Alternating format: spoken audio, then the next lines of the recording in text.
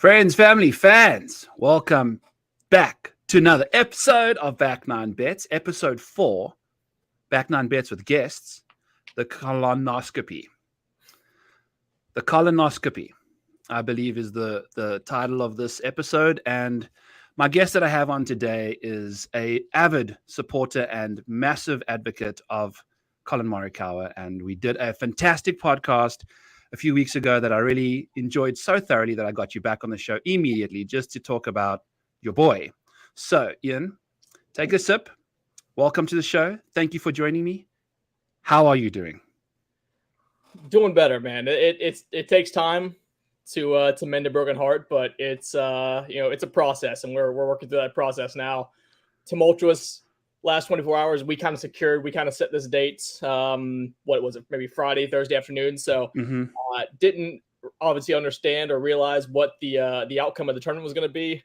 If you would have asked me about 24 hours ago, I would have assumed we'd be coming on maybe more positive pretenses, but hey, it is what it is. I'm sure we'll talk our entire way through it, but I got a lot of it on my system last night. It was definitely a bit of sad boy hours there around 10 p.m. Eastern, and then got up early this morning, got a workout in, had my I Hate the World playlist going in my ear, so we kind of yes, we kind of punished the body a little bit to even out what last night did to the mind. So you know what, taking a bad situation, making it much better, right? That's right, man. That's right. Taking positives out of a horrible situation.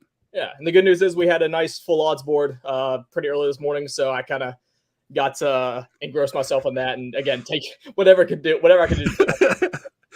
Kind of last night. Just jump to the next addiction instantly and try and forget the previous one, right? So it was a horrific situation, and for those of you that are listening and tuning in, Colin Morikawa had himself a 6 to 7 shot lead, I think, going into the back nine of the Century Tournament Champions, and then just had a massive implosion of epic proportions mixed in with a Jon Rahm surge that is very typical for him in a big event that he's not in contention with. And we literally spoke about this stuff, dude, and it's the craziest situation because this is how it unfolded. Jon Rahm was in position A1 for himself. He was 6 shots off the lead. He could just go nuclear, make a bunch of eagles and birdies. Yeah. And then Colin helped him out a little bit with a bit of a few bad holes there. But man, oh man, let's talk about the positives to start off with first, though. Okay. He blew a 6-shot lead in a field that was full of winners and the people that made it to the Tour Championship. Yeah. So this field is stacked with studs outside of Chad Ramey, Ryan Brehm, and Ches Reavie. And he's just dominating these people. Came out of the break. The putter is just cooking. The swing's looking as silky as always. That's never been the problem. The putter and the short game has been a big issue. And turns out he's done some work. I think he's got a new coach, right, Ian? They talked about it on the broadcast. Yeah, they talked about it every other hole, which Azinger likes to do. He likes to kind of latch on to a specific talking point and then just keep reiterating that. Like when Holland won the Hero, it was just about his aim point method. Like Azinger said aim point about 50,000 times on the weekend, which is infuriating as Holland was making every 20-footer. But yeah, man, I look, it's crazy because if you would have 3 holes, right? 3 holes, and the narrative is completely different out of this tournament, and all of a sudden, we're either if you're a Colin fan or a PGA fan or a golf bettor, like you're touting this guy to win big time championships off the back of, like you said, a dominating performance through 68 holes here in Kapalua, right? So it's crazy how thin the margins are because now, I mean, heck, I had my own kind of inflection point with Colin, just being like, what are we going to do here? Like, where do we go? Especially in terms of an outright perspective, we'll talk about different markets as the year goes on, but it's 2 times, the last 2 times he's really found himself in contention with a shot to win. I mean, obviously he had the top 5 of the Masters. He kind of backdoored a solo second at the Genesis when I think he got within 2 of Neiman on Sunday, but it was always Joaquin's to lose there. So I've talked about this with a couple of the guys on Twitter.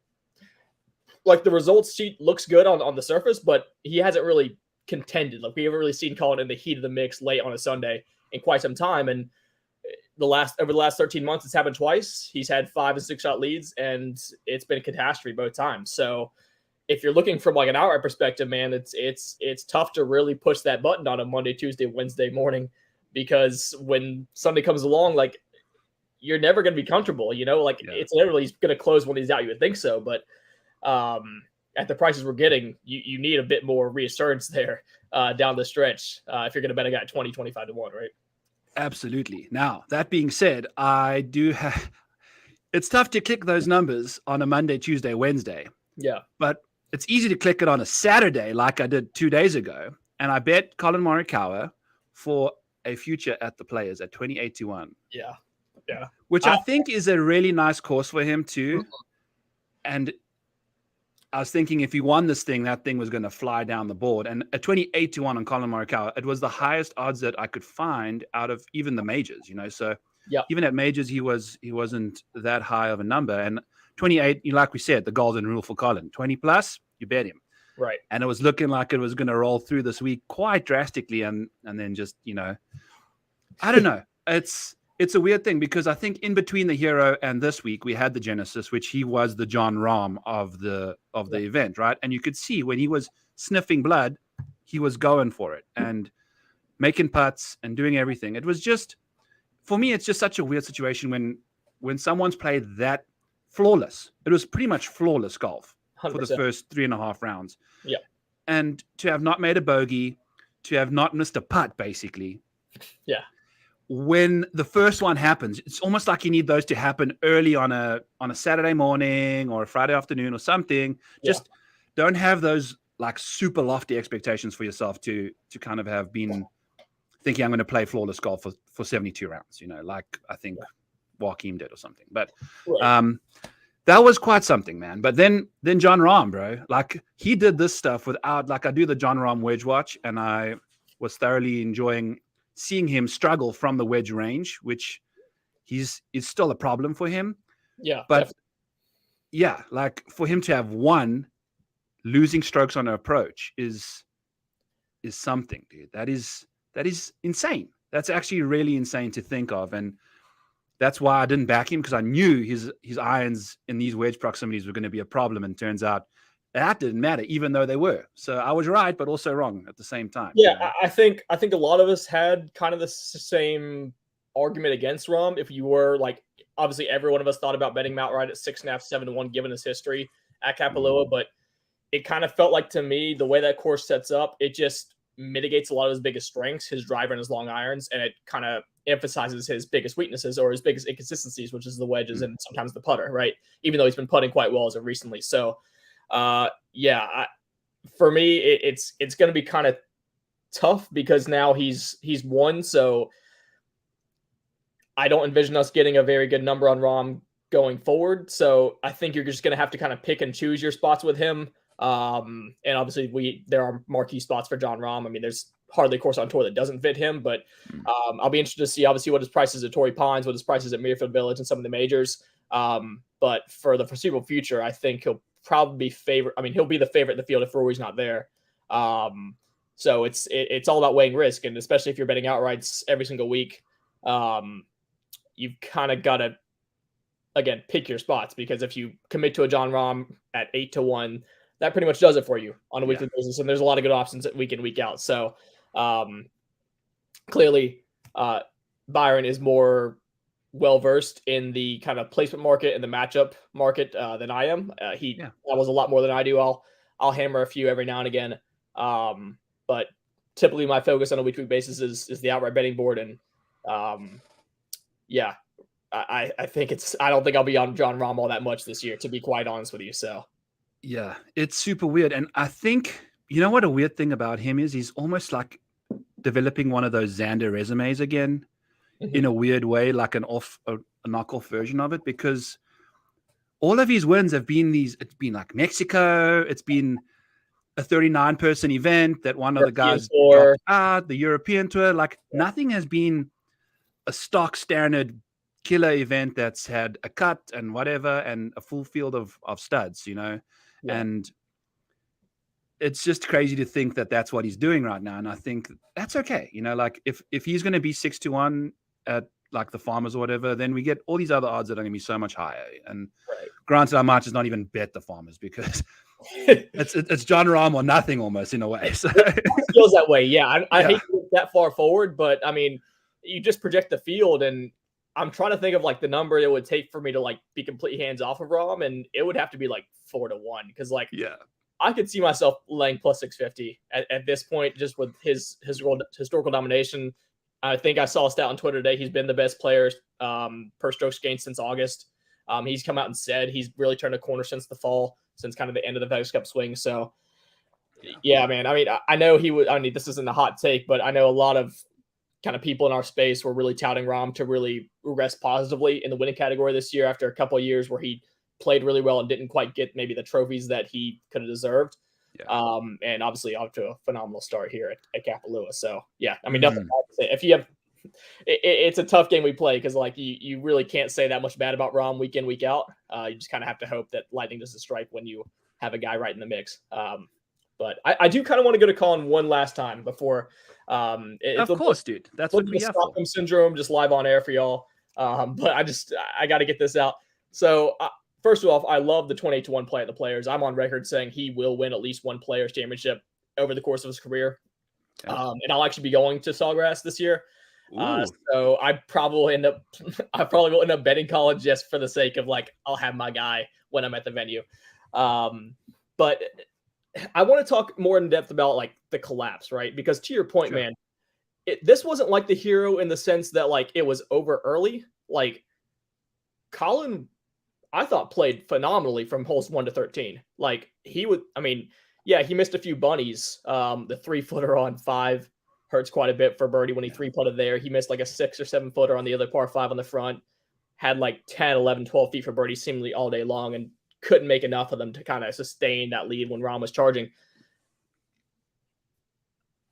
It feels, I don't want to say like fluky because like obviously it happened. And if you're a tour professional and you're at that caliber, you've got to be prepared for like every scenario, right? But the shots he struggled with were like difficult golf shots. I understand like you can't blade a lob wedge over the green on 14. You can't chunk your pitch shot from down the hill on 15 and make bogey there.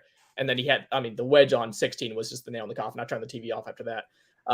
But I'm kind of struggling with this, right? Because on one hand, Kapalua, like if there's a golf course on tour where like a 6-shot lead should be as safe as possible, it's Kapalua. But on the other hand, I can say the exact opposite and be like, look, man, like he had a 30-yard bunker shot, an into the green chip that everybody in the field struggled with. I mean, if you were right of 15 green at Kapalua, like I don't know what the scoring averages was on that, but I'm guessing like 5.3 for the week. I mean, everyone was getting absolutely bodied by that hole if they missed in the wrong places. So I mean, look, I'm not going to try to make excuses for him. Like it happened. Like he should have won that golf tournament, like without a question. But I don't know. I want kind of your insight just going forward. Just kind of like you don't have any emotion in it. Like what is your kind of, has your image after this week grown on Colin? Has it shrunk on Colin? Like what's kind of the overarching opinion on you? Like where's he trending for you? Yeah, no, I'm in on Colin. I mean, I think I still stand by that 28-1 at Sawgrass for the Players. He's back in a way that he's going to put himself into contention, where I think a lot of the time he was just floating around the leaderboard until Sunday and then kind of scooting up there towards the end.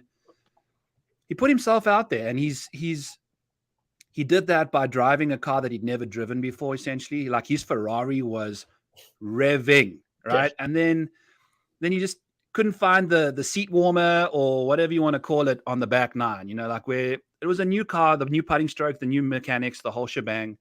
Yeah. It makes a difference. And in order to be the very best, you have to have control of those kind of movements and feels when you are in a pressure cooker situation like he was. And it wasn't even a pressure cooker situation. It was a nervy, let's call it nervy, or it was pressure, like you're trying to win a tournament on the PGA Tour. So I think he's going to be fine. He's moving in the right direction. Like if this was his like 4th time he's done this after having played fantastic golf.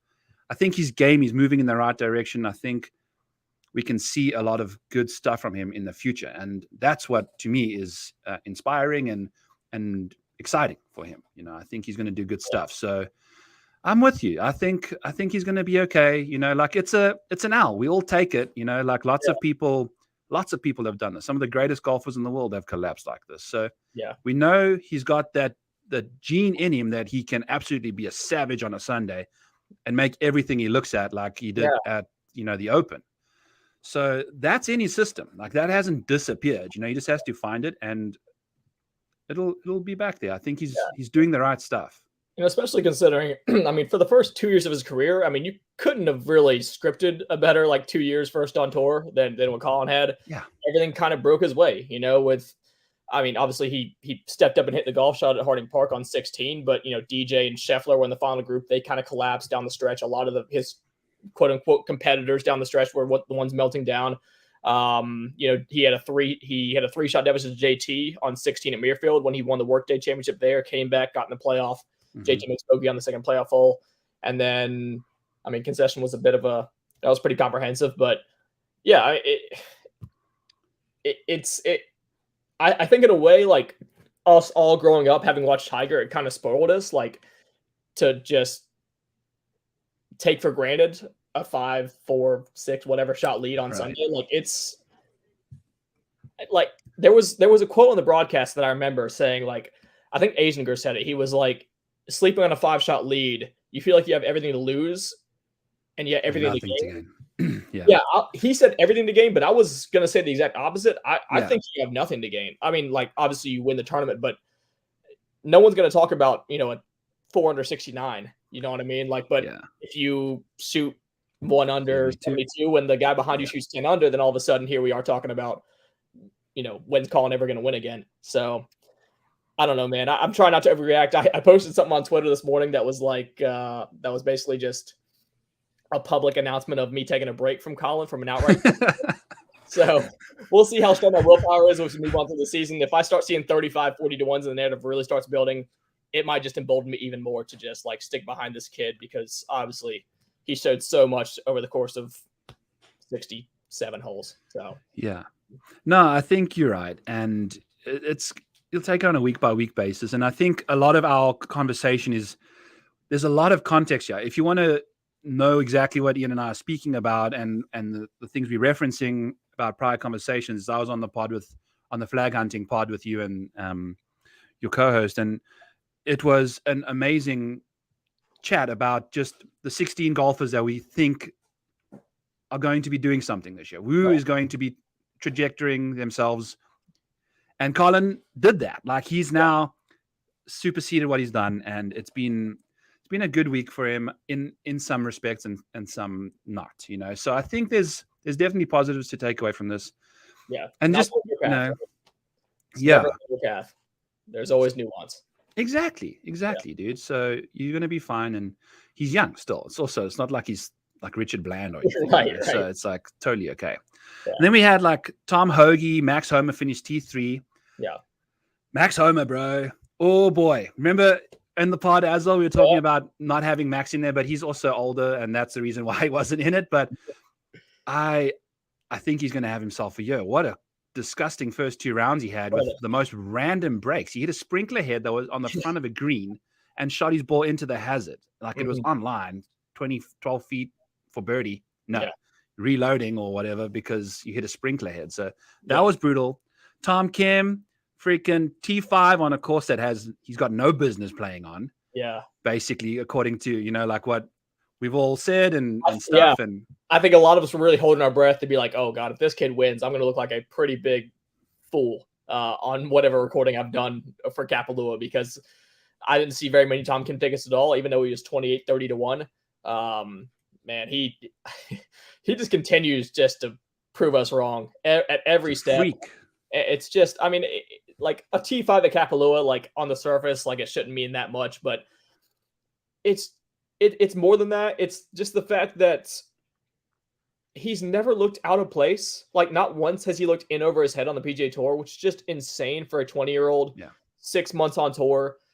And you look back through his result sheet, it's not like Tom Kim's only going out there and playing your Wyndhams and your Rocket Mortgages and your Shriners Opens. Like, this is a kid that top 25 at the US Open as a 19-year-old debutant. Finished top 15 at the CJ Cup. I'm sure I'm missing a few. Finished, I believe, top 15 as well at TBC Southwind. And I'm missing, I think, one more. Oh yeah, the third place finish he had at Renaissance Club, right? And really tough conditions in the wind, in Scotland, right? So his game travels like he's the best. He's one of the best iron players on tour by the numbers. He doesn't have the deficiencies that a guy like Colin or Victor have with a short game. Like, I trust Tom Kim over an 8-foot putt. I trust him to get up and down when he needs to. He's accurate as hell off the tee. I mean, you're running out of legs to stand on if you're really like not on board of this train. I don't know what he's going to win this year. I know a lot of y'all have Players Championship tickets at like 40-1, which I'm very jealous of. But man, he just continues to impress every week. So, and then to talk about Max, I'm sorry to keep. No, go for it. To talk about Max, what I like to see, what I like about Max is, number one, he doesn't really have that many weaknesses. Very similar to Tom Kim. Like, I trust him in every phase of the game. And we're just seeing steady improvements. We've already seen him win at 2 big boy courses at Quail and at Riviera. He doesn't have, the only thing missing from Homa's resume is the major success, but he finished top 15 last year at Southern Hills. And you just look at the ball striking numbers, they're just trending up and up and up as the season goes on. He's another guy that doesn't have the same deficiencies that these guys have around the greens or with a putter. So it does feel like a bit of a matter of time. I think it might be a good time just to take a stand and be like, I'm just going to bet this guy at all 4 majors. You can probably find 50, 60-1s at pretty much every venue this year. Yeah.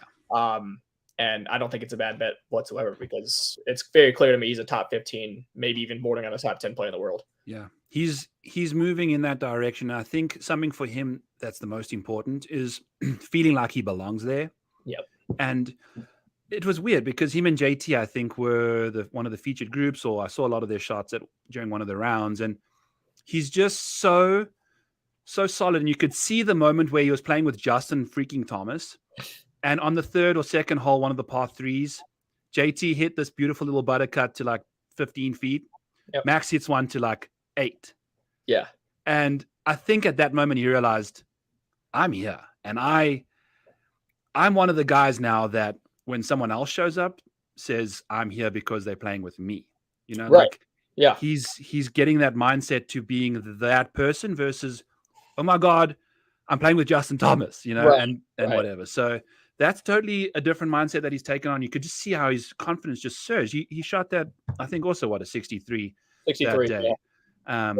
Finished T5. Insane stuff. Yeah. And then what? He went and shot another. He went 17 under par in the last 2 rounds, which is nuts. It's very crazy stuff, dude. So that's like Cam Smith, John Rahm-esque stuff from the previous year. And you T3, dude. So beautiful stuff there.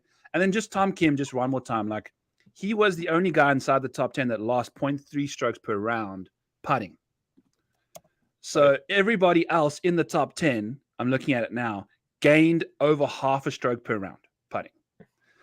And Tom Kim finished 5th. So that is just testament to saying, like, this guy can just do it, man. So it's exciting stuff. Third on approach, led the field tee to green. It's just, and this is not your scrub field. I know it's down the board in terms of like prestige on the PGA Tour. Like, there are plenty of tournaments that probably take precedent over a Century Tournament of Champions, but 16 of the top 20 players in the world right here on a golf course that plays over 7,600 yards or 7,500 yards, and he leads tee to green. I understand Century's not your traditional like Torrey Pines or Bay Hill, but would anybody be surprised at this point if this kid just goes up and just wins anything? Like, seriously, it's. We'll talk about him for this week. Yes, I know. We'll get there in 2 seconds. As the weeks go on and the field strengths increase and the courses get longer, like, I'm not shying away anymore. Like, I'm kind of all the way in at this point. So couldn't be more excited to see what he does for the rest of the year. He's so exciting, and I'm excited for golf in general, because now it looks like John Rahm is doing his thing. We know Rory's playing some of his best golf he's ever played. Colin is in the mix, dude. I think he's going to be definitely in the mix there. For how long? For what? Who knows? I don't think I'm going to be too worried about him. And then we've got Tom Kim, we got Matty Fitzpatrick, who got himself to 21 under par, which is something I never saw him doing First this time week ever. either. Yeah, it's insane. Yeah. Scotty Scheffler had one of the worst Sundays he's had in a while to finish inside the top 10 still. So Patrick Cantley, not too hot. I was a little disappointed in him. Tony Finau playing good golf. It seems like all the big names from like 4 or 5 years ago have just had this 3 years ago. I don't know. Colin's been relatively new, but just this resurgence of all the guys coming together like this band of brothers to say, we want to play our very best golf against each other on a weekly basis. And let's see who's standing at the end of the year. And it's going to be so exciting. So yeah. It's insane. From a golf fan perspective, I mean, if I didn't have obviously money on Colin and I wasn't a Colin fanboy like I am, it was a hell of a finish from a neutral perspective, right? I mean, you got to see Colin get chased down by John Rahm down the stretch. And I just think as these tournaments go on, we got Farmers in a couple of weeks. We have the Waste Management. We have Riviera. Move on to the Florida swing after that. So it's just going to be nonstop action. And with this new elevated event format where we see the best players play against each other more often now, or you would think so, it's going to make for some really fun duels on Sunday. So no better time to be a golf fan. Despite the heartbreak on Sunday, I had a really fun week. Just taking it all in, little primetime golf, and got another week of 6 to 10 p.m. time slots probably early in the week. So that'll be a lot of fun to kind of come home from work and kick back and watch. No, I totally agree. And I think they should auction off the spot, the final hour of a round on the Sunday, to a club manufacturer of a guy that's in contention, and give us that free hour of commercial free stuff. That was awesome. It was perfect timing for, I know, whatever, but from a viewing perspective, overall, I think it could not have happened at a better time to have seen all the stuff unfold. Yeah. So that's exciting stuff looking forward, and it's going to be a good year, dude. I'm really looking forward to a fun year, and we're going to have some good bets, and we're going to have some bad bets, and it's going to be some bad breaks, some good breaks. So that's what's cooking. And off our discussion from your previous pod, you are a outright bettor that you kind of almost, you say you specialize in outright betting versus relative to placement bets and stuff. That's more of your thing. Versus me, I'm a bit more of a placement conservative kind of guy. But you place pre-tournament bets, and then you place in tournament bets too, which is one of the things that I find very fascinating about the way you go about things. And I never have enough space on my card, especially as a content creator. Get all your stuff out there and then you just let it ride, kind of thing. But you can add as it goes on. And I think your eyes can take in what you're seeing on the golf course a lot better than what the metrics are telling you and things like that. You can really see how the course is playing, how a bad break a guy might have got, even though he's still playing good golf. You can make those assessments. Right. I know we discussed this on your pod a little bit, but I got you on here to kind of share with some of my people. What is your philosophy and your process when you go about setting yourself up for a pre-tournament bet, and then how you kind of go about making those live bets as you go about it? Yeah, I think it's just I think live betting is just another way to kind of level the playing field a little bit, because again, we're betting through Medium, right? We're betting through sports books. So they post the numbers and we decide if we want in or we want out, whether it's Monday, Tuesday, Wednesday, whatever it is. And sometimes there's a guy you really like, and I've seen you do it quite a few times with Justin Thomas, a guy that you're not particularly interested in betting at 14-1 on Monday morning, but as the tournament goes on, and you obviously have done the homework, and that JT can get hot at any time. He's as far as rounds under 63 on the PGA Tour in the last 5 years, I don't think there's anyone on tour more suited than Justin Thomas. So for me, I think live betting is, and obviously if the number is right, I'm not scared to bet on Monday, Tuesday, Wednesday, and I put a pre-tournament card out every single week pretty much. Yeah. So for me, it's just a bit of insurance. Just if you look at a betting board, and we'll talk about the betting board this week, if you just happen to look at a board on a Monday and Tuesday and you just don't like a lot of what you see, you don't have to bet it on Monday, Tuesday, Wednesday, right? You can use that same budget. And I say budget because I think, especially in outright betting, just maintaining a bit of bankroll management is so important, especially when you talk about live ads, because it's so easy to just fire away when a guy makes 40, right? So for me, I always have a budget of around 17 to 20 units on a given week that I want to spend in outrights. And if I see lines open on Monday morning and I just fire away on everything because I like a lot of numbers, then that's fine. But if I on an alternative timeline where I look at the board and I kind of hate every number I see, I'm not afraid to kind of keep a little change in my pockets, wait until Thursday, Friday, Saturday, see how the tournament develops, just like you said. And, if you have the time and to track, and you obviously all of us has done the preliminary research on the venue, on the golfers we like. So I've got a short list of guys, every single week that I have here.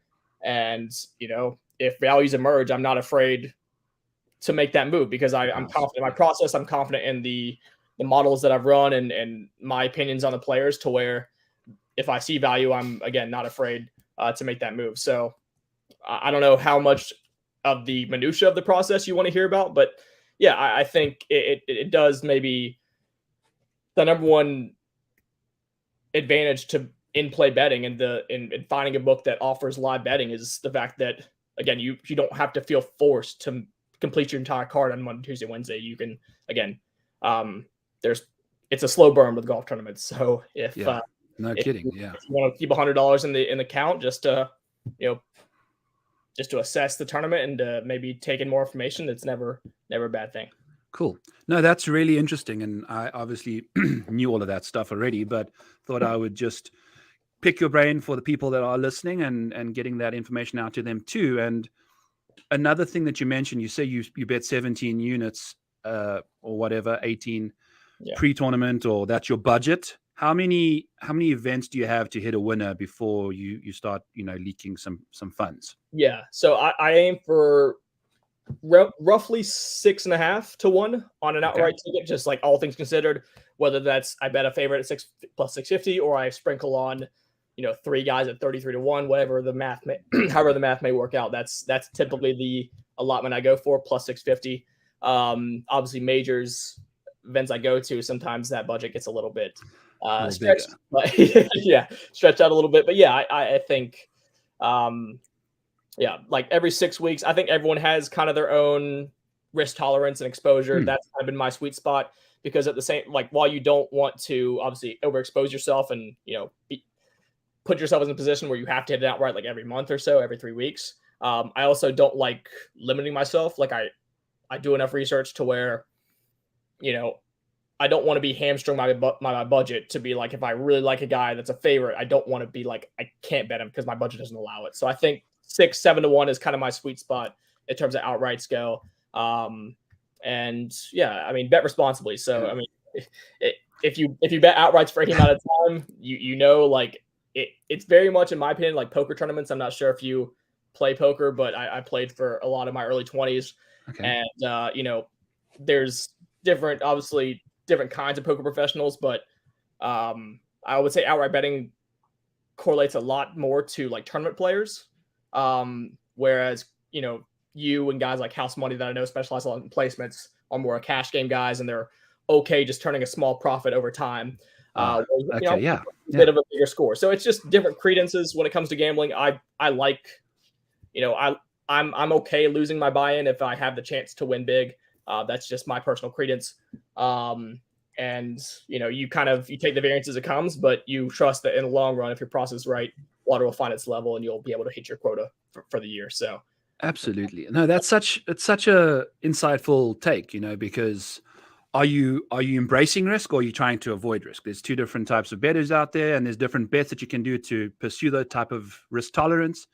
And I was chatting with another person that I'm good friends with on Twitter and stuff in the DMs, and he's also a guy that will bet in order to win 4 or 5 or 6 times before he loses money, right? So my personal betting philosophy is I was very conservative at a point where I'm rolling at like 10 to 1. So if I'm hitting a winner in 2 months, I'm winning because I've got 10 weeks, right? So but also it's boring as balls because I'm just sitting there watching like my one guy having not made the cut, and you, especially with how the golf betting world has gone recently, with winners being the favorites, particularly like immense favorites with somewhere around about, call it 35 to 1 and down.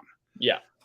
Those guys have been making a killing on, these tournaments. And if you're only limiting yourself to 10 events to break even, you can only get one of those favorites on your card per week. And I've been going back and forth with myself about how I want to reassess my betting situation, especially with these favorites cashing as much as they have been. Yeah. And maybe going down to like a 7 even, or like 7.5, 8, which still seems like way too risky for me.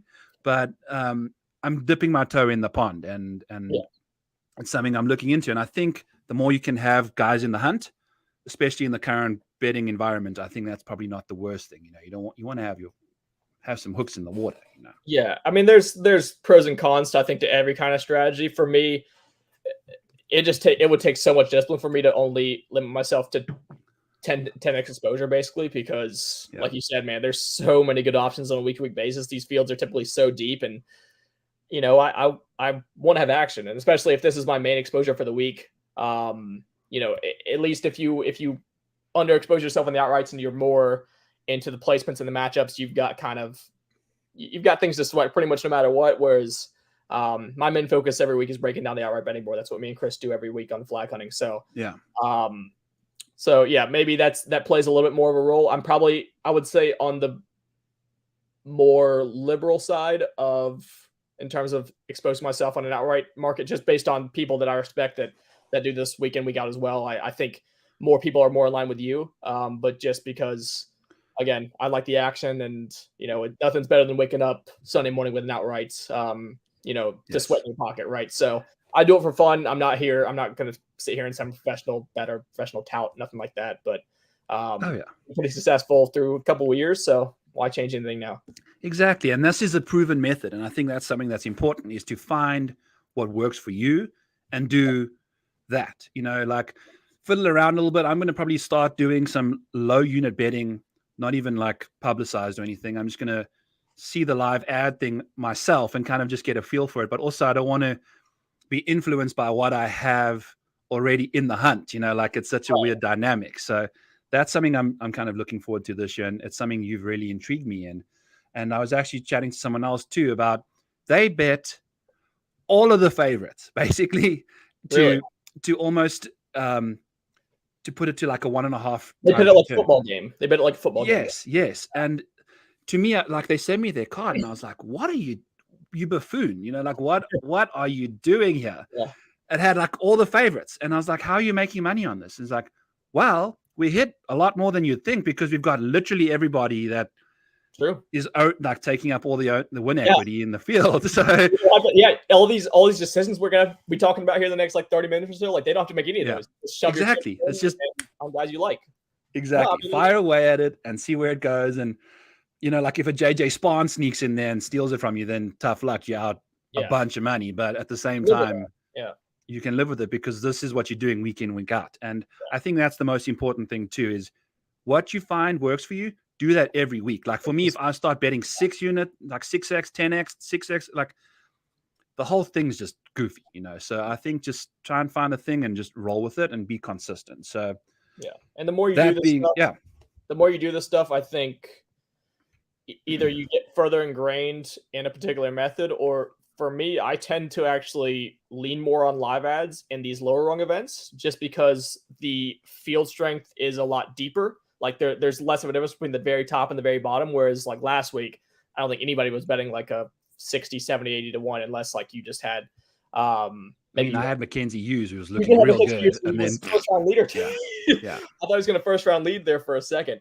But just in general, I think unless maybe you're trying to like supplement a placement bet, I think most cards were kind of stopping at 25 to 35 to 1. Yeah. If I recall correctly. So it's very event dependent. And the more you kind of go through these events, you develop your own personal credences for each of these tournaments, and you kind of find your way. There's no really substitute for just being in the betting streets 52 weeks out of the year and kind of learning your own life lessons, man. So that's what we're here to do. And it's just so fun for me. Like I think the reason I think I come back to golf more so than other sports, not just because I'm a big golf fan, but just because like no matter what, you feel like you learn something every single tournament, and it's fun as hell just to break down the impossible task basically of like trying to guess who's going to win one of these things. Like if anyone's like, I don't know many professional bettors like in my sphere. Like I think most of the people that I bet with kind of just bet for fun. Yeah. But if someone makes a living on outright golf betting, like you're an OG. Yeah. Honestly, like complete respect. Like if you're if your livelihood is focused on like hitting a winner on the outright betting board, then God bless you, man. But God bless your soul. And I mean, you have at this point, you're like Daredevil with no nerves. Like there's just this. You can't have any more sweats, surely by now. Like it's just impossible. They would have some stories. I'll say that they would. Oh my God! I would listen to that for a couple hours. Before we get into the board here for the Sony Open, I had Xander as an outright. I managed to DM Bet Rivers. This is a hilarious situation. I managed to DM Bet Rivers to get them to refund me the bet. They did. Awesome. I wake up the next day.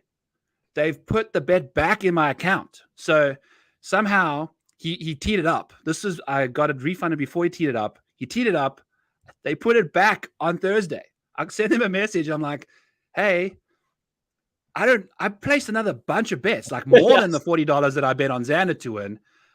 I've got like triple exposure now. I'm screwed. I can't have Xander on my card. Like, had I known you're going to put him back in there after voiding it for me, what are you doing? It's like, oh, don't worry.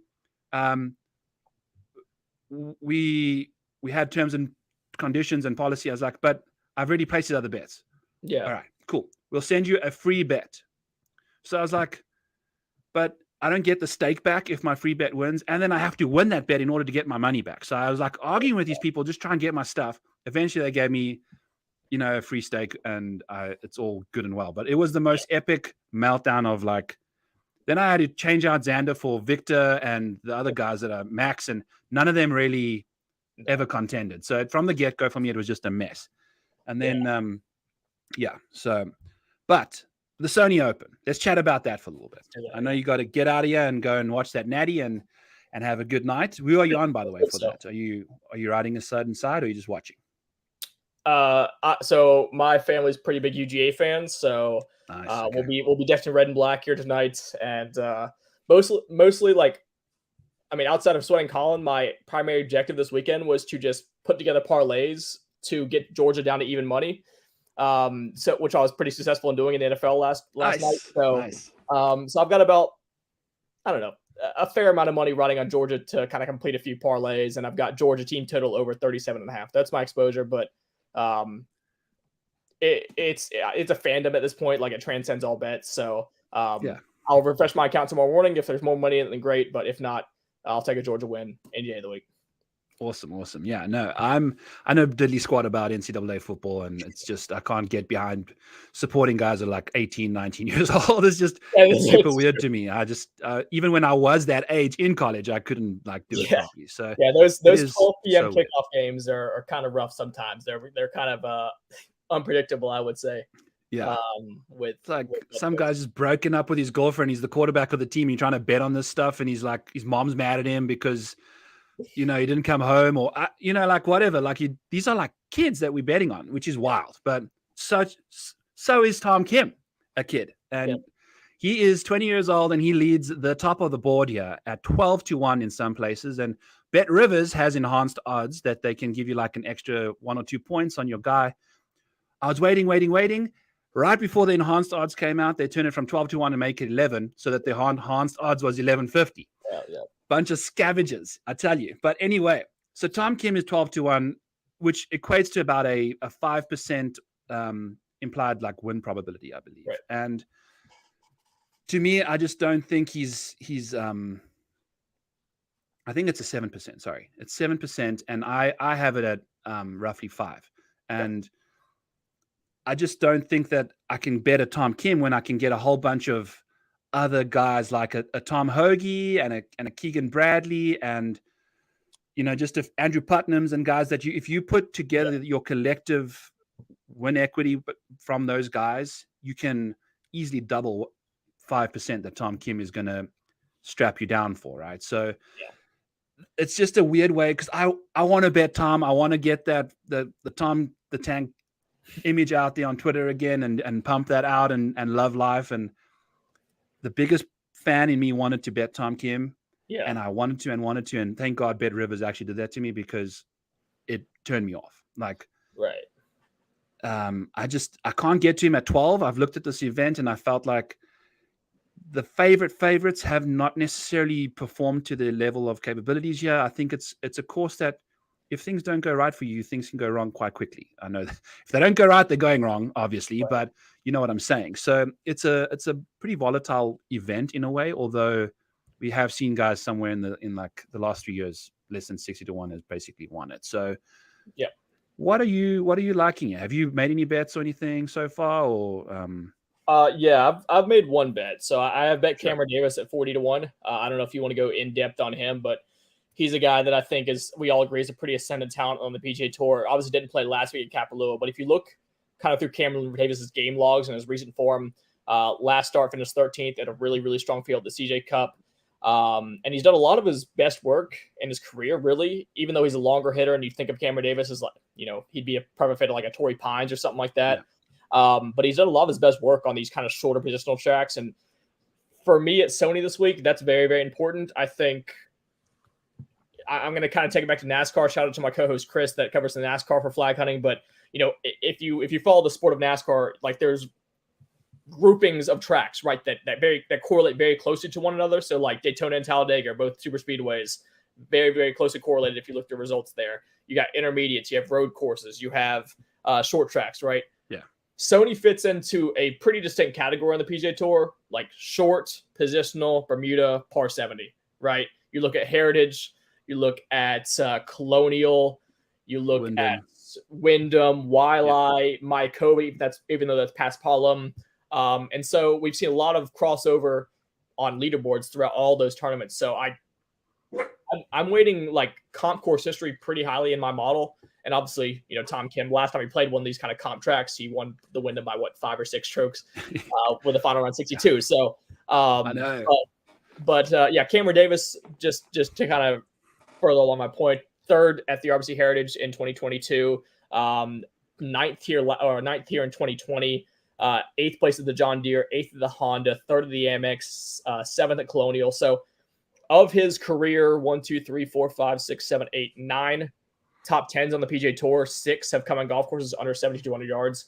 He gains a ton of strokes off the tee on shorter golf courses as well. He's actually 5th in this field off the tee on courses less than 7,200 yards. We all know about his iron play and his ability to make birdies. So I just think he's a bit misaligned, just because you don't really think of Cam Davis as being like a short course specialist like you would like Henley or a Harmon or someone like that. Yeah. So when I was able to grab that 40-1, I didn't think it was going to stick around very long. So that's the only bet I've made. But to your point, I guess we'll talk about Tom on my side of things. I'm really interested in Tom Kim. I don't know what number it would take for you, but I'm looking at a 12-1 right now that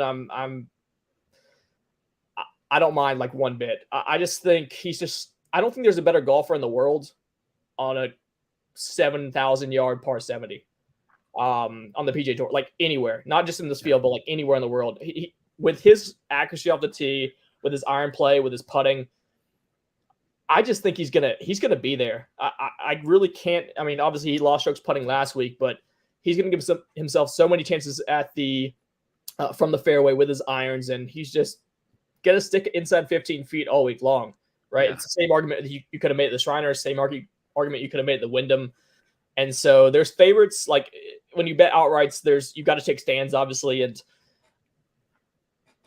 there obviously most weeks I don't bet favorites for whatever reason. Last week I didn't bet John Rahm, although that was wrong, just due to a little bit of the course fit aspect. With Tom Kim, I just think it's kind of green light from tee to green here. And if that putter is even remotely warm, I think he's right there in the mix on Sunday. So I think 12 is actually a pretty fair number. I was hoping for a 14 or a 16, but if it comes down to it, I'm very much considering the 12-1, especially over the guys kind of right around him on the odds board. Yeah, and just listening to you speak, and this is all stuff that I sentiment, like I echo it with you. And he's number one in my model, and he's number one by a significant margin too. Me too. Like there's a handful of people that are clumped into the same difference between him and second place. And then second place to like 15th, 20th, like yes. which is crazy to think about. But also at the same time, I don't know if I've overthought this. I don't know if like 12 just seemed too steep to me. And I would have probably pulled the trigger on a 13, but I don't like, am I nitpicking? I don't know what I'm doing, but I also had a whole bunch of other guys that I liked. Like, there you go. Like that's the thing. So if we're going back to what I got, that Brian Harmon at 35-1, which was go Dogs. If you yes, exactly. So I have a bet on Tom Hoagie at 28. So I put a $1 bet on him and TCU outright just because that's 130-1. I know like everything we're saying right now is like against what you believe in, but that's the beauty of this thing is like everybody's got a chance to hit a winner, and he's flying back and they hung at 28 on Tom Hoagie, which is seems like a really big number for me. I don't know how the traveling is going to happen, but also to me, I think he wouldn't be the first professional golfer to tee it up with a hangover at some point, but also he's teeing it up on Thursday. The game's tonight. Like he's got 3 days to get his stuff together. I know he's traveling a lot, but he's probably on a private jet or something and just kicking it back. You know, the only difference to me is like the time difference, which whatever. Well, it's getting played on the West Coast. Am I correct in that? Right? I have no idea. I'm assuming. But I feel like the NCAA championship game is in Vegas or LA. It is in Inglewood, yeah. So it's in SoFi. So it's only a 2-hour time difference there. So. Oh, there we go. I mean, he's jumping on a private jet. He's back in Hawaii in no time. Like so 1 hour, 2-hour car ride, probably. Yeah, exactly, dude. So people are talking, and the thing is, he's on Hawaii time. He's going to be on Hawaii time while he's in America. Then he's back in Hawaii, back on Hawaii time. Yeah, I'm cool with it. I think his game translates, and to me, it's a very similar game outside of the putting, and I guess a little bit of the accuracy off the tee that Tom Kim has. But that's why we're getting him at 28-1. He's a beast with the irons in his hand, and I'm looking forward to seeing if he returns back to Hawaii what he can get up to. Do you have any other guys that you're eyeing out, or looking to potentially snag while we're going live, throughout the week, or what you got your eyes on this week? Yeah, it's an interesting betting board because I think the books frustratingly got it pretty right, from like 12-1 to 30-1. I think there's not really a big outlier. I think all the guys from Tom Kim down to like Billy Horschel, I see at 28, 30-1 now, are guys you would expect to be priced in that range. It's the kind of the guys that when we all got the field list on Friday, we kind of circled, hoping that we'd maybe get a number on them. I like Hoagie a lot. To your point, he led the field last week at Kapalua on approach, finished T3, T4 there. The number one player in this field from 125 to 200 yards, where over almost 70% of approaches will come from that range. So you got to think, he's a little bit inaccurate with the driver sometimes, but he's going to get more than enough looks in the fairway. And, if you see Tom Hoagie in your telecast from 165 in the fairway, like you're expecting that to go inside 10, 15 feet, right? So he's going to, very, very similar to Kim in the fact that he's going to generate a ton of birdie chances. And so I think, there's not a lot to, like, there's not really a guy I'm overly bearish on in kind of the top 10, maybe Horschel. I don't like his iron play, although he does have pretty good course history here, but I would much prefer to go to Hoagie or Henley or Harmon or someone like that than a guy like Billy. But I think my main decision point is going to be either Tom Kim at 12 or two of a Henley, a Hoagie, a Connors, a Harmon. Because I think, I don't think I'm breaking any news here. These guys are all phenomenal course fits. And so it's kind of just pick your own adventure with kind of this middle of the board, from 20 to 30-1.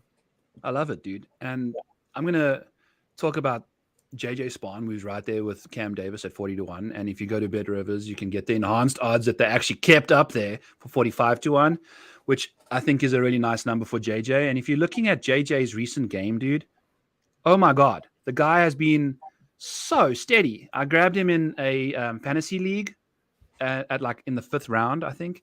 Yeah. And I think that's going to be an absolute steal because this guy's just been rattling off top 20 finishes in abundance, man. It's been a ridiculous run that he's been on, and it's something that I'm looking to capitalize on. And I think he's, like we said, like he's got this diabetes thing that they misdiagnosed, and now he's healthy. And you can find, like, playing professional golf is hard. Never mind with a misdiagnosed life threatening disease. Now you've got that under control. Your body's like in the right shape that you're looking for. You can practice hard enough, all that jazz. And he's, man, dude, T5 around that golf course with JJ Spahn's got no business being in the top 5 on that leaderboard with all those other big names, right?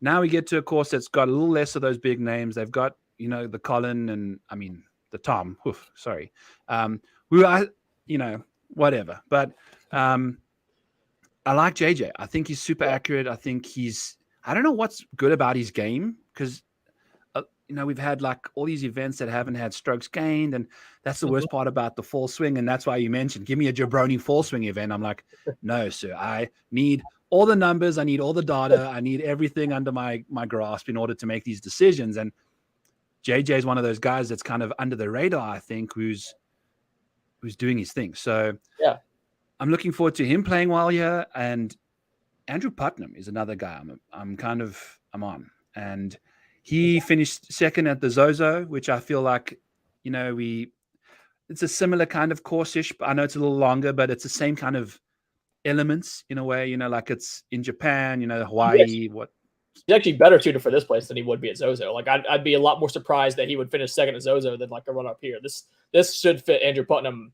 absolutely perfectly. If the iron play can follow along, we know he hits plenty of fairways and we know he can putt the ball. So if the iron play heats up a little bit, he's inside the top 50 in strokes gained approach over the last 6 months or so in this field. So he's not an abysmal iron player by any means. He's better than a guy like Billy Horschel. So I like Putnam a lot. JJ, talking about placements again, I think he's a guy that he's going to cash a lot of top 20s for guys this year. Obviously he won at Valero. Who are we talking about? JJ, sorry. Yeah. JJ Spahn. Yeah, JJ Spahn. I'm not particularly on the wagon when it comes to the outright number, but I think he's going to just rack up a lot of money. He's half Filipino, so he's got a special place in my heart. We don't get much representation in the sports world.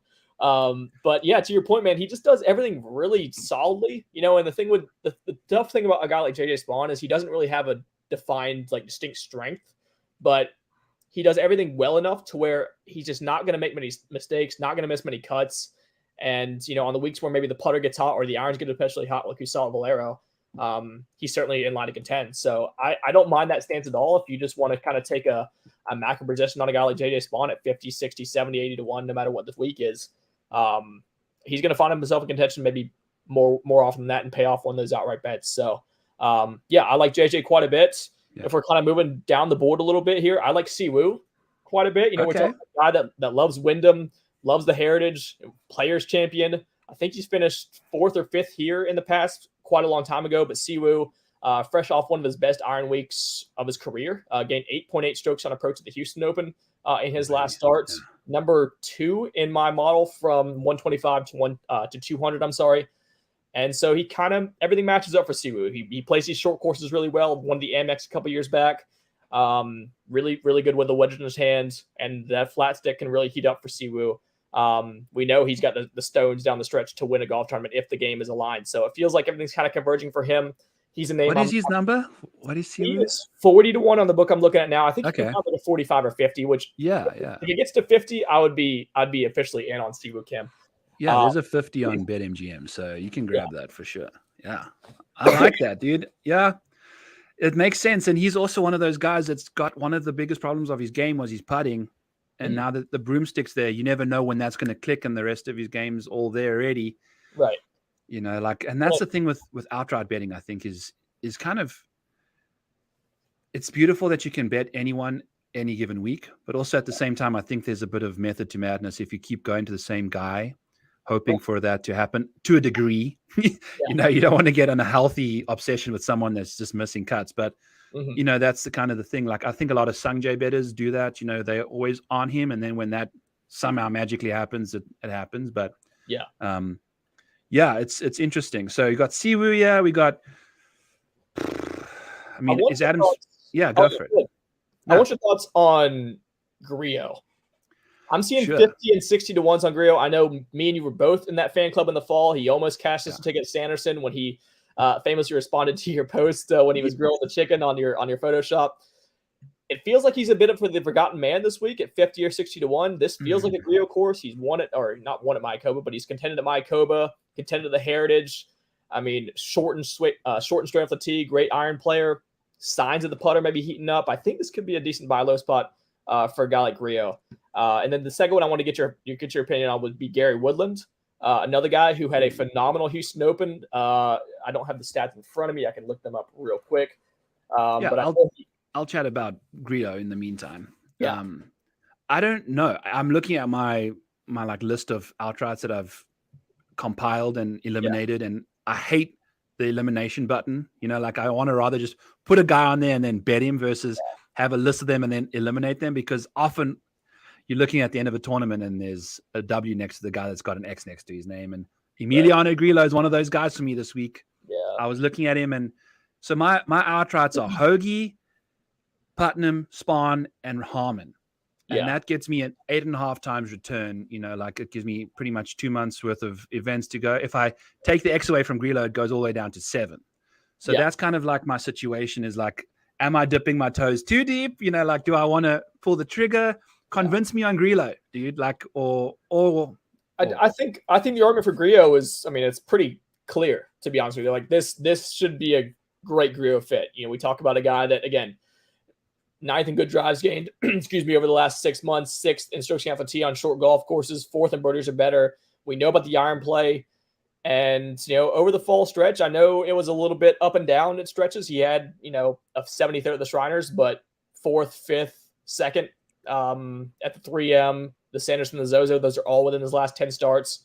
And so he's shown that ability to climb leaderboards and contend on Sundays. And this feels like a field, again, that just really kind of suits him. It feels like a place that suits him, and we're getting a good number. So look, Grillo, I think when you talk about this spot, the odds board, you can always make the case against guys because like they're priced here for a reason. They're very consistent. And I think with Putnam and Spahn, you've gotten a little bit more for the consistent guy. Like I think Spahn and Putnam are much more likely, I think, to finish inside the top like 20 or top 30, like for cash on DraftKings. Yeah. But I don't know, man. I'm kind of a sucker for Grillo. I still believe in the upside, and we saw just enough in the fall to maybe hook me back in. I have not bet Grillo, but he did seem odd to me because he's 50-1 when guys like Keegan and Connors and Henley and Hoagie are all half his price or even less, right? Yeah. So those are kind of just the decision points you've got to wrestle with on a weekly basis on this stuff because we're kind of chasing chasing shadows around here. I know. And that's the thing is the bigger your card, the more you can put on there, but also the bigger your card, the more people you can put on there, which means there's always someone that you can add. Right. Yeah. And I'm just eyeing Grillo down and I'm just, I don't know what I'm going to do. I might have to figure out the situation because I'll think about it. But man, I've been on him. We've been on him a lot, dude. And it would be terrible to like miss that thing, but you also don't want to base your betting around missing a guy's win. Right. Like you want to pick him when you think he's going to win, but also we know it's golf and anything can happen at any given time and you could win at any moment. I don't know. Yeah. I don't know.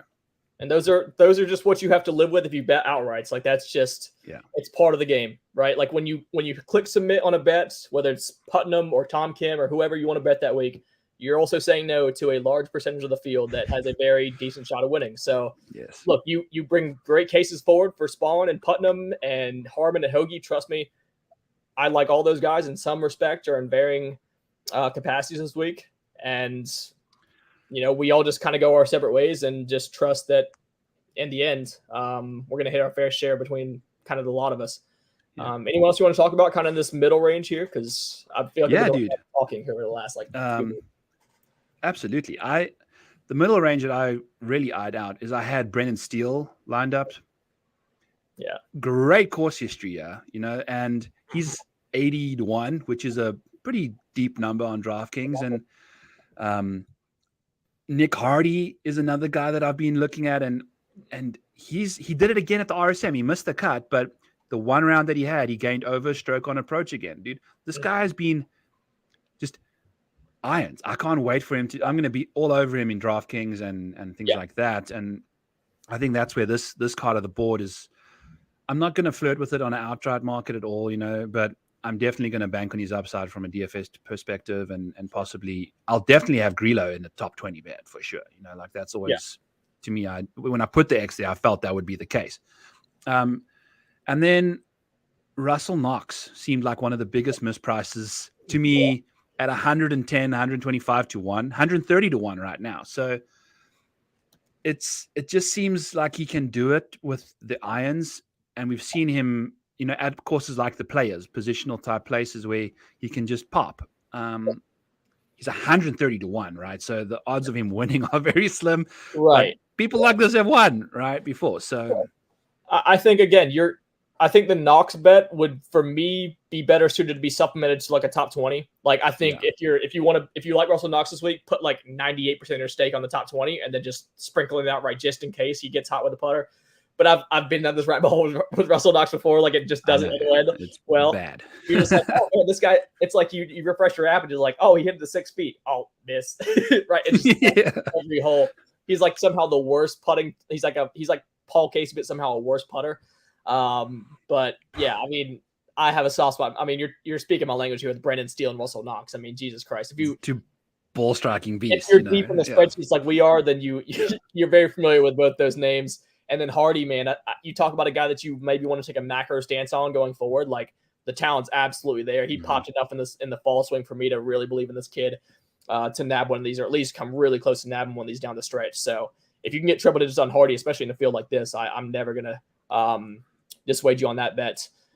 And then let's jump to we can talk about these names like literally all night long. So if you need to get off air, just let me know. I'm good. Like, you go ahead and tell me what your heart desires, baby. Yeah, I mean, my card again only has one name on it at 40 to 1, so I'm kind of just using this to talk through everything and try to find the guys I'll be backing. But how about Kurt Kitayama at 50 to 1?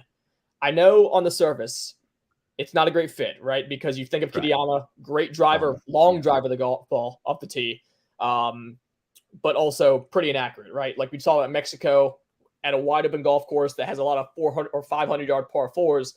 He does quite well because he's a really good long iron player, really good off the tee, at least with driving distance, right?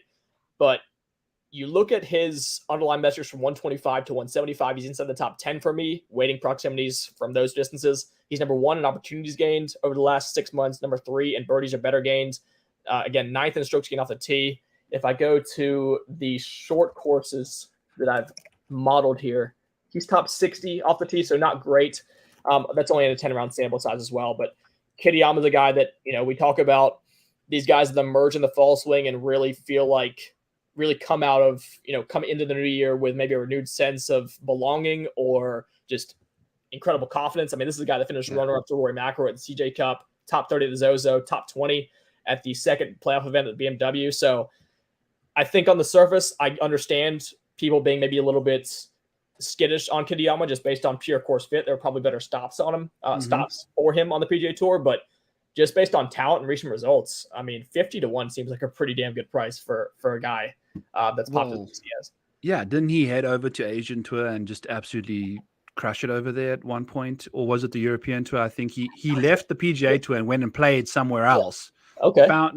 Did a Karate Kid type vibe and like left the country thing and turned his life around in a poverty-stricken basement somewhere. But it seems like he's come back and played great golf. And just looking at 2023's results, his ball striking is second in this field, dude. Yeah. The season, 2023, right? And he's had 10 rounds of that. So, but then you look at the accuracy and things, but that's just a high level metric. I need to do a better job of eliminating just accuracy on these courses where people obviously club down, like he's long enough to hit like every other hole here. So it's kind of one of those things. I'm not quite bullish enough to like maybe make a move pre-tournament, but if he starts showing some signs on Thursday, Friday, maybe you could expect a little sprinkle there. A little sprinky. Right? So I don't know, man. It's tough because I just look through the board and I just don't see a ton of like just blind values.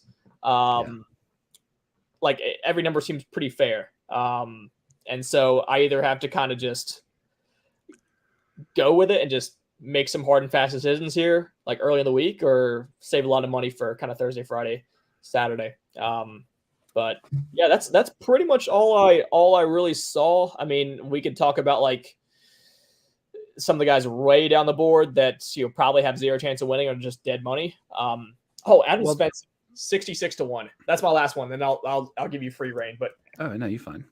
Svensson just won the RSM Classic. I think he finished 9th here last year. And then if I recall correctly, his debut at the Sony Open, he actually was the first round leader, shot like a 61 or 62 around this golf course. He ended up finishing in the bottom, like in the 42nd position for that tournament. But a guy with a lot of success on this golf course in particular, just wanted a direct comp course at RSM. You think about Spencer's game, you talk about driving accuracy. That's what he does well. Iron play, the putters, showing signs. He gained 9.2 at the RSM, gained 4 at the Houston Open. Gave a lot of it back last week at Century. But that's a debt he was willing to pay out. Exactly, right? So maybe you get a bit of positive regression there. But I hit Adam Spencer at 145-1 at the RSM. Oh, God, I've got 100-1, so I'm going to go ahead and make that move. Oh, baby, we've got a live bet going on here. Yeah, I've bet Adam Spencer at 100-1. I don't know how that number stuck around, but what? Is it a local or? It is. I can send you a link. If you want in, I can make that happen for you. Though. I mean, last year before he broke onto the scene, he was 250-1 here, and I think I was on him at this golf course to top 20 at I think like 1,000 plus 1,000, 10-1. Yeah. And I think he finished like 23rd or something ridiculous. No, he would have cashed that last year. I think 27th. 7th. Oh, you finished 7th. Oh shit. Yeah. I can't remember then if it was or was it the Honda. The Honda broke my heart in multiple times, but this is the type of course that he excels at. I think RSM. It's a perfect example. So, 100-1 there for Svenny, and I mean you can argue he's one of the guys that's also just ascending through the golf world, right? And I've got him 12th in my model. Me too. I was looking for an 80. What are we doing here? I was kind of scrolling through my books looking for an 80, and I found 100, and I was like, well, that's getting clicked right now. So. Yeah, 100-1, he's inside the top 12 in the model. That's nuts. Yeah. I mean, he's right there by Brian Harmon, who's sitting at 20-1 right now. So that's a bit of a misprice. Let's see what happens there. Yeah, send me the link. if you want, just tell me your stake over DM or whatever. I'll put it in for you.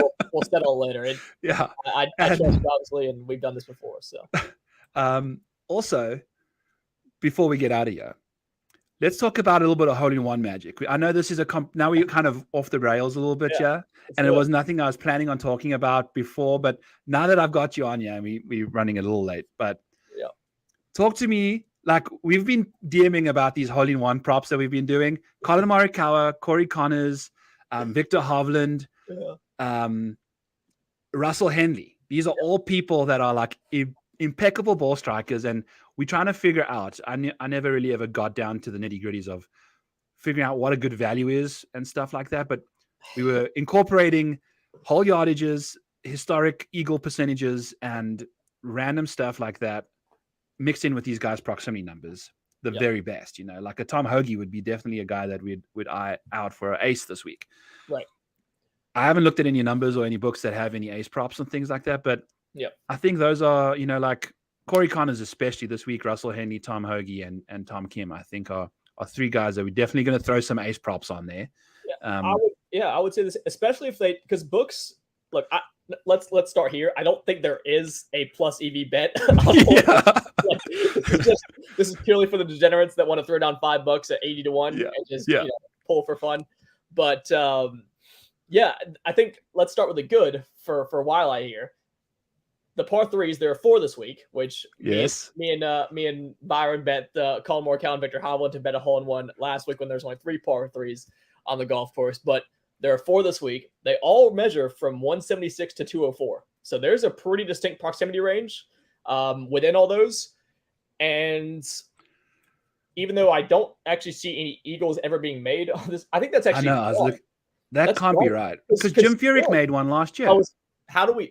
We are in the weeds so hard. If we both could just give Jim Furyk off the top of our heads. I knew I've never thought I figured if I would have asked you that, it would have taken you years to figure out Jim Furyk made an ace last year.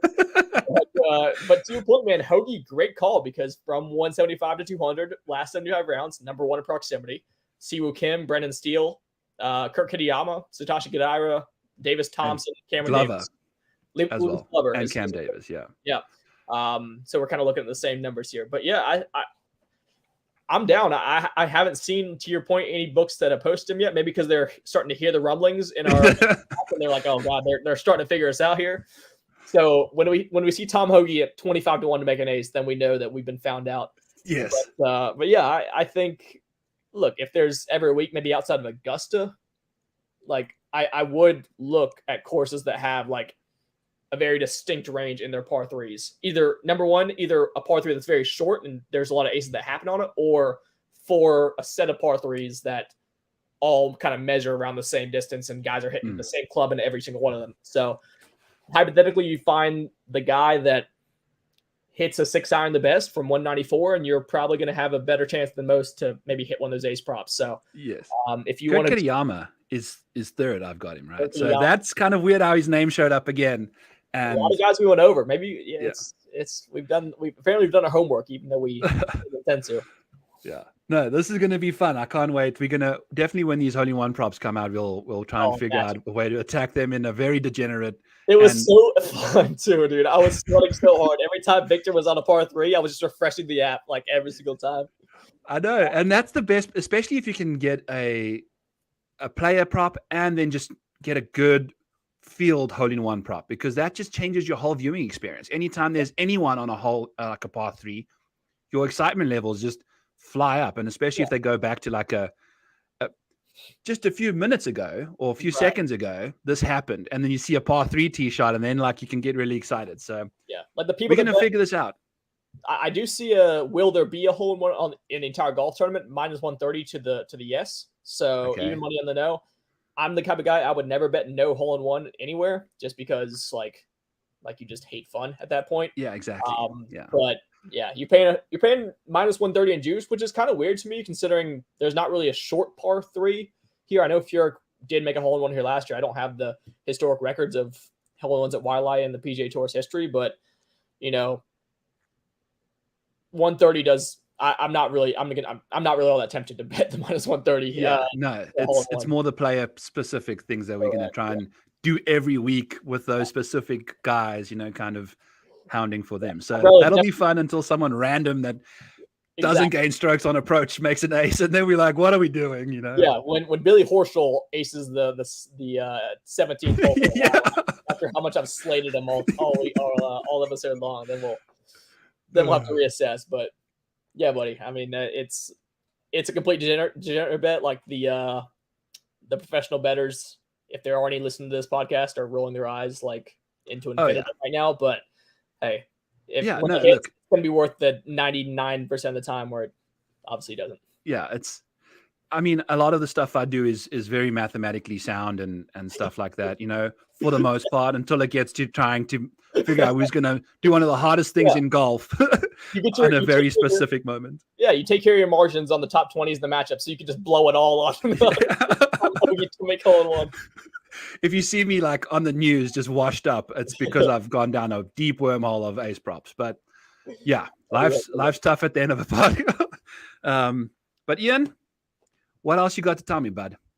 Flag hunting pod's one of my favorite pods. You guys do great stuff there. I love the name. NASCAR and golf, both flags. Love that stuff.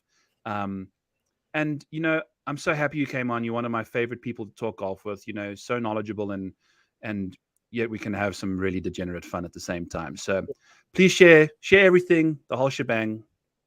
For sure, man. I love being on. Believe it or not, this might be a second actually ever podcast I've ever been a guest on. So Byron and me, I mean, we've become really close just over the last couple of weeks, and we appreciate you for coming on the off-season pod. Not many guys would be able to sacrifice, part of their Christmas week, 3 hours I think it ended up being, to talk golf with me and Chris. So that was awesome, man. And I enjoy talking golf with anybody, but especially someone that is as knowledgeable as you and has done his homework and obviously creates phenomenal content, both written and here on the podcast and the audio medium. So yeah, man, you're doing great work. Keep it up. As for us, we've got spirits a little bit down, especially in the group chat last night after Colin, but we're coming back strong. Obviously, I've got about 3-4 tournaments left in golf where I'm riding solo, and then Chris gets to kind of get back in the swing for him at Daytona at the start of February. So big things coming from flag hunting. You can follow us at @flag_hunting Obviously, the same name on Apple and Spotify. You can find us there if you're interested in listening to more of my voice. So yeah, brother, I enjoyed it. We got off in a really reasonable time, which is not always easy with me, I know. So you did a good job producing this, and I got plenty of time to pregame a few more before the Dogs kick off at 7:30. So hell yes, dude, go Dogs! I've got that TCU Tom Ogie bet, but I'll gladly sacrifice that for the sake of the pod. And again, thank you so much for coming on, guys, and really hope you guys enjoyed that. And we'll catch you tomorrow. I'll be doing my solo pod, which is also a whole bunch of chaos, and looking forward to that. So, all right, Ian, catch you later, buddy. Peace out, brother.